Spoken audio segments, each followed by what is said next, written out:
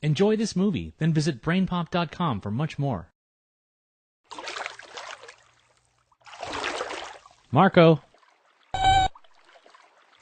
Marco.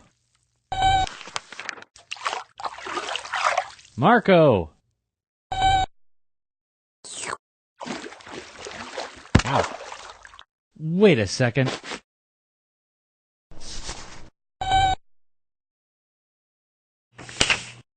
Dear Tim and Moby, can you tell me about Marco Polo? Thanks, Oscar. Hey, Oscar. Marco Polo was a 13th century European merchant. He was from Venice, but he spent more than 20 years traveling around Asia. His adventures helped introduce many Europeans to the Far East.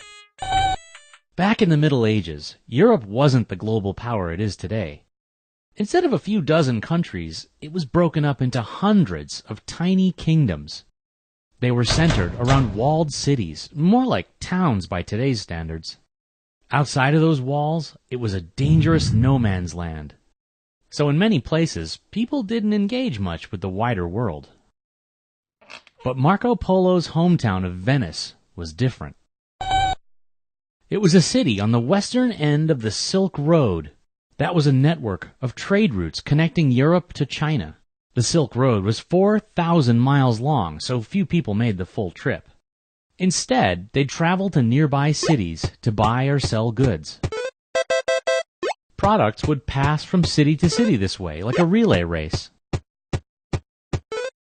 Marco's father and uncle had made a nice little fortune doing that, but they couldn't help but wonder about the lands that produced the goods they traded in.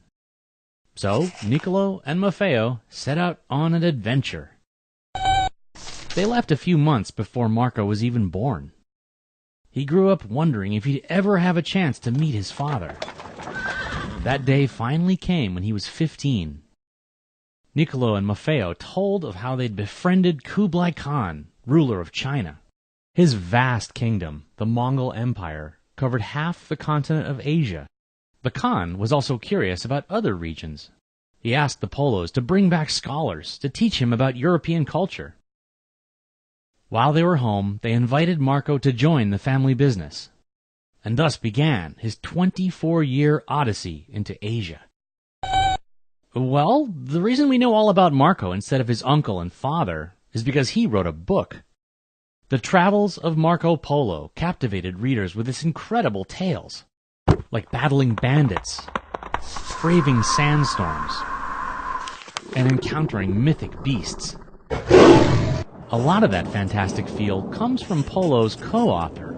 Rosticello was a little-known author hoping to score a bestseller. He saw potential in Polo's travels, but wanted to inject them with action and drama. He was thinking more summer blockbuster than documentary film. The collection of tales was initially titled The Book of Marvels. It read like a catalog of all the astounding things Marco encountered. In Tibet, he came across immense cats covered in colorful stripes.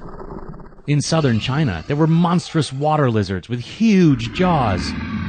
He even saw a strange beast that looked like a unicorn crossed with a pig. No, they weren't made up at all. He had just never seen tigers before, or crocodiles, or rhinos, and neither had his readers. They loved the exotic details, especially when it came to the Khan's lavish life. 12,000 knights guarded his marble and gold palace, and each day he was presented with treasure from every corner of his kingdom. Polo's eye for intriguing detail also impressed Kublai Khan. The kingdom was so vast that the Khan couldn't go visit all of it, so he sent Polo on exploratory missions to the farthest reaches of the empire. After returning, Marco would tell the king vivid stories of what he'd seen. I don't think a European king would have been so welcoming toward a Chinese traveler, but the Khan was surprisingly tolerant of different cultures. He allowed his subjects to practice their own religion and follow their own traditions. The Mongol civilization was ahead of its time in other ways, too. They used heated rocks to keep their homes warm and take hot baths. Citizens could buy and sell goods with paper money. Europeans were centuries away from developing similar practices. Actually, many of Polo's readers were skeptical of such details. Their cities were supposed to be the centers of sophistication and progress. It was shocking to see how much they had to learn from Asian cultures. Today, modern scholars have their own reasons for doubt. Why isn't Polo mentioned at all in Mongol historical records? How could he leave out staples of Chinese life like tea and chopsticks? Most historians think the book is a mixture of fact and fiction. Polo definitely exaggerated more than a few of the stories, and probably borrowed other travelers' tales and blended them with his own. Well, the Khan died during Polo's return to Venice.